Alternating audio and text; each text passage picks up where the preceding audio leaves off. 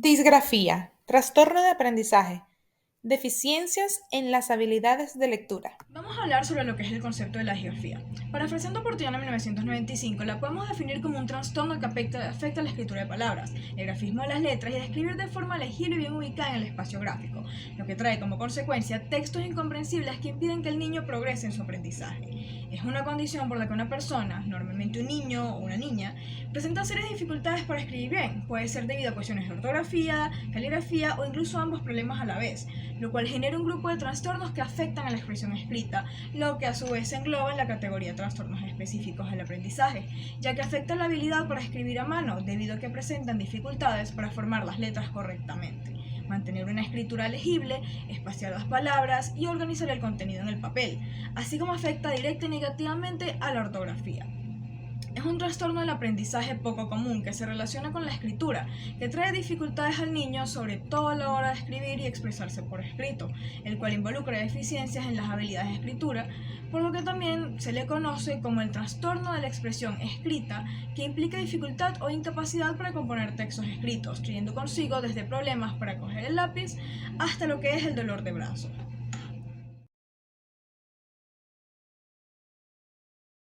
Hay varias características que se presentan en la gente diagnosticada con disgrafia, como lo es por ejemplo, la mala postura corporal a la hora de escribir, la letra difícil de entender y desorganizada, el hecho de que realizan la escritura en espejo, lo cual es como que escriben como si fuera el reflejo de un espejo, o sea, al revés.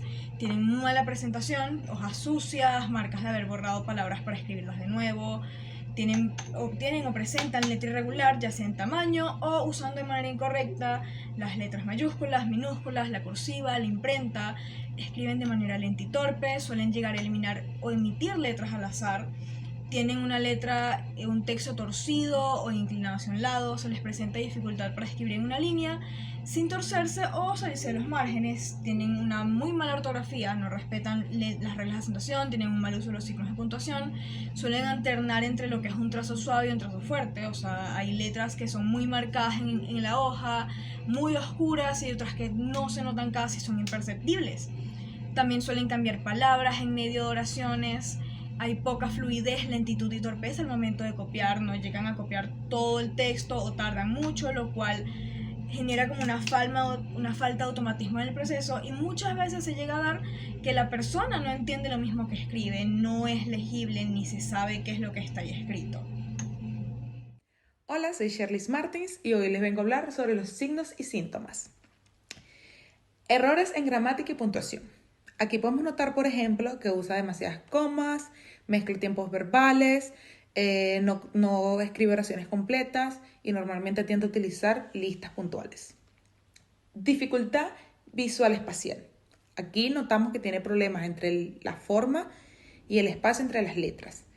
Le cuesta organizar palabras de izquierda a derecha y le cuesta escribir entre líneas dentro de los márgenes. Ortografía deficiente. Es decir, que le cuesta entender las reglas de ortografía, suele mezclar mayúsculas y minúsculas, habla bien, pero comete errores al escribir, sus textos están llenos de garabatos y borrones. Dificultades motoras. Podemos notar acá que tiene problemas para sujetar el lápiz, no utiliza correctamente las tijeras, tiende a hacerle difícil colorear dentro de los márgenes y como mencioné anteriormente también le cuesta escribir en la línea dentro de los márgenes. Escritura de organización pobre. Las oraciones no son coherentes, los discursos son vagos, tiende a omitir información y detalles importantes o da demasiados detalles. Los síntomas de la disgrafía no son irregulares, en especial en los niños que comiencen a escribir, pero hay que notar si estas características son persistentes con el tiempo o si solo se relacionan con un periodo en específico. De ser persistente, es el momento adecuado para buscar ayuda. Otros trastornos o problemas asociados. Trastorno del desarrollo de la coordinación. Podemos encontrar similitudes o asociar este trastorno ya que muestra problemas en la coordinación motora fina o visual, la cual es una característica persistente en disgrafía. Trastorno del lenguaje expresivo. En este también podemos ver algunas similitudes en los síntomas, como el problema en la elaboración de palabras complejas, problemas en recordar palabras y el uso inapropiado de los tiempos verbales. Trastorno de la lectura, también conocido como dislexia. Este trastorno tiene una estrecha relación con la disgrafía, ya que ambos pueden presentarse al mismo tiempo. Uno puede causar el otro o puede presentarse por sí solo y no tiene ninguna relación el otro trastorno. Este trastorno es muy amplio de explicar, pero una característica persistente que puede confundirse con la disgrafía es el hecho de transponer letras, por ejemplo, la confusión entre la letra D y B. Trastorno de TDAH. Este trastorno muestra varias características similares con la disgrafía que podrían confundirse al principio cuando no hay un estudio profundo de las características del trastorno. Pero es muy poco probable que se presenten al mismo tiempo. Disortografía. Este trastorno tiene muchas características similares a la disgrafía, por lo cual podrían confundirse, pero lo que lo caracteriza es que este es duradero con el tiempo y normalmente es a causa de padecer dislexia. Todos estos trastornos mencionados acá tienen estrecha relación con la disgrafía, algunos pueden presentarse en conjunto, pero hay que estudiar más a profundo las características y los problemas que pueda presentar el niño para, para descifrar específicamente el trastorno adecuado o para o detectar y si tiene más de uno. Al hablar sobre disgrafía, es difícil pensarlo como algo aislado. En general, lo observamos en niños con otras dificultades como dislexia, disortografía o discalculia, trastorno de déficit de atención, trastorno de aprendizaje procedimental, entre otros como los venía mencionando en la anterior página.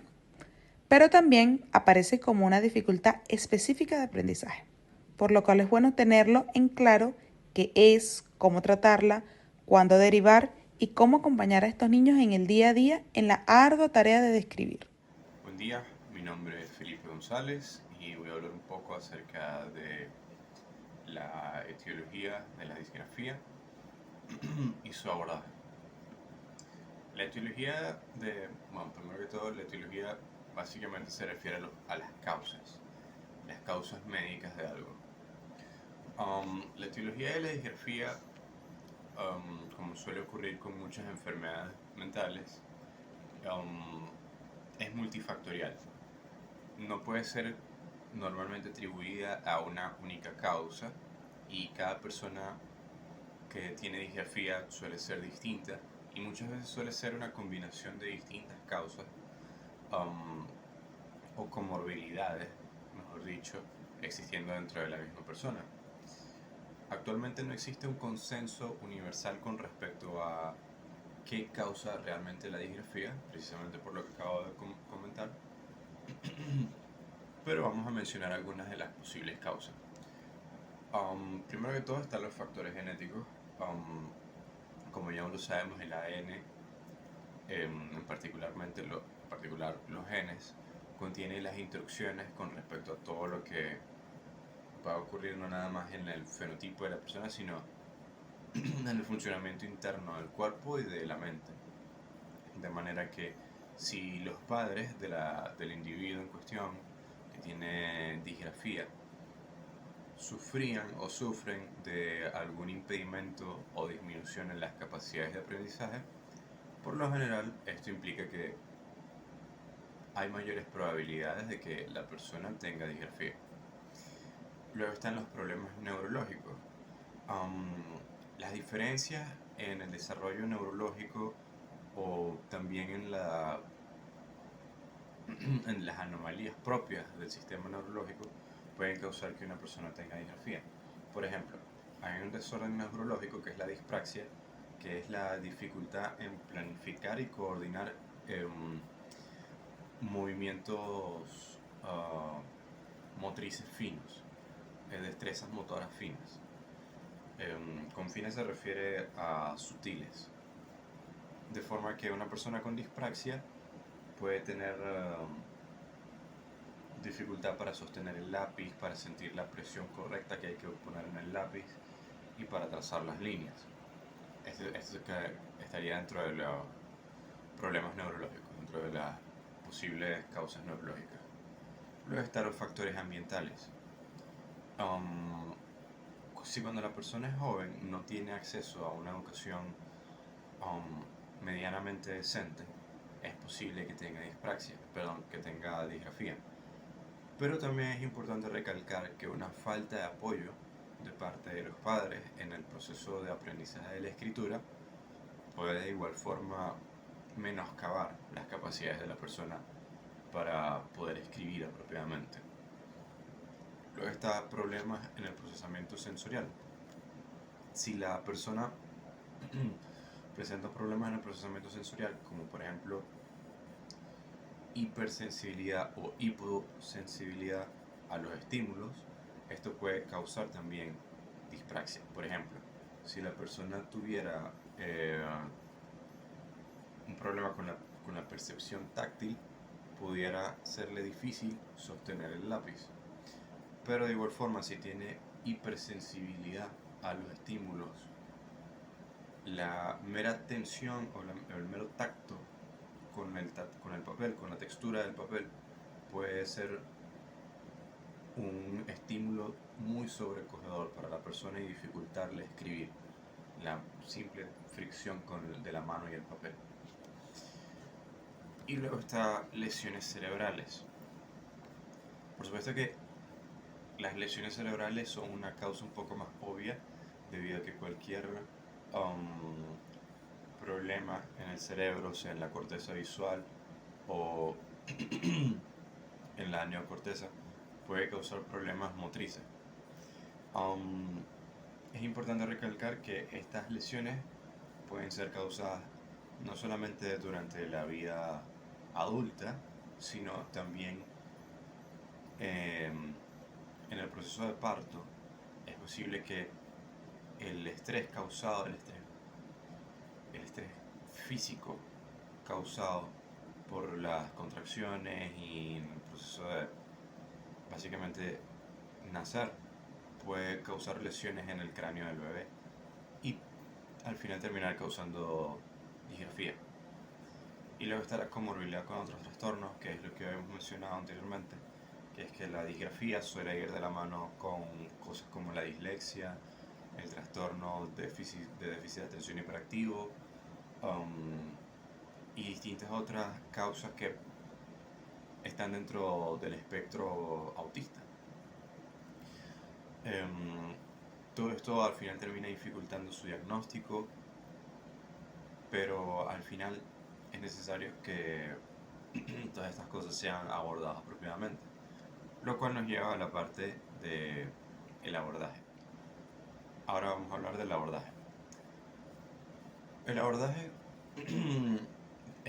también viene a ser multifactorial y como suele ocurrir con las enfermedades y con todo este tipo de cosas, la primera parte es la evaluación y el diagnóstico. La evaluación debe ser hecha por profesionales de la salud, en particular profesionales de la salud mental como psicólogos, neuropsicólogos, terapeutas ocupacionales y por supuesto también los psiquiatras suelen tener el entrenamiento necesario para poder enfocarse en esto. La evaluación apropiada es lo que permite crear el plan de abordaje apropiado, así como también en algunos casos dilucidar o identificar la causa de la disgrafía. Luego está el elemento de la intervención temprana. Mientras más temprano se ha identificado la disgrafía, más rápido va a poder ser tratada y mejores chances hay de un resultado satisfactorio. Es sugerible que esto sea en la etapa preescolar o en las primeras etapas de la educación primaria. Luego está el tema de la terapia ocupacional. La terapia ocupacional se encarga precisamente de buscar desarrollar las destrezas motrices finas necesarias para poder subsanar de alguna manera la disgrafía. La coordinación mano-ojo y la fortaleza necesaria en el agarre del lápiz, las capacidades de trazar las líneas apropiadamente. Todo esto viene a ser trabajo de los terapeutas ocupacionales. Luego están las adaptaciones en la tecnología. Bueno, primero aclarar que tecnología no necesariamente implica electrónico. Tecnología implica cualquier tipo de adelantamiento que permita resolver un problema. Tecnología no necesariamente implica electrónico, pero vamos a hablar de las dos.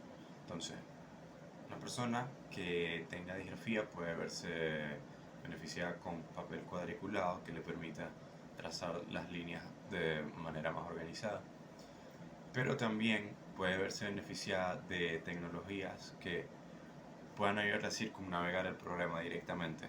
Por ejemplo, tecnología speech to text, que es la que tienen los teléfonos, que permite que lo que hablas sea llevado al texto y viceversa. Entonces, en la ocasión en la que fuese necesaria la producción escrita de forma expedita, una persona con disgrafía pudiera utilizar tecnología de speech to text y text to speech para poder resolver la situación. Luego tenemos el tema de la colaboración entre padres y la escuela. Para poder garantizar un mejor abordaje es necesario que los padres y los educadores tengan una comunicación clara, una comunicación franca y directa que pueda permitirles orientar sus esfuerzos y coordinar sus esfuerzos hacia poder resolver el problema de la disgrafía. Y por último, el tema de la paciencia y la perseverancia. Es aparentemente una obviedad, pero esto no es un problema, la disgrafía no es un problema que se vaya a resolver de la noche a la mañana, de forma que el apoyo del ambiente es necesario. Ya existe suficiente data que comprueba que efectivamente el self-talk positivo y el refuerzo positivo de los padres y de los amigos puede generar resultados muy favorables, no solamente en la disgrafía, sino en el proceso de superación de cualquier problema. De manera que hablarles de forma positiva a una persona con disgrafía con respecto a su situación es uno de los pasos necesarios para poder hacer un abordaje apropiado.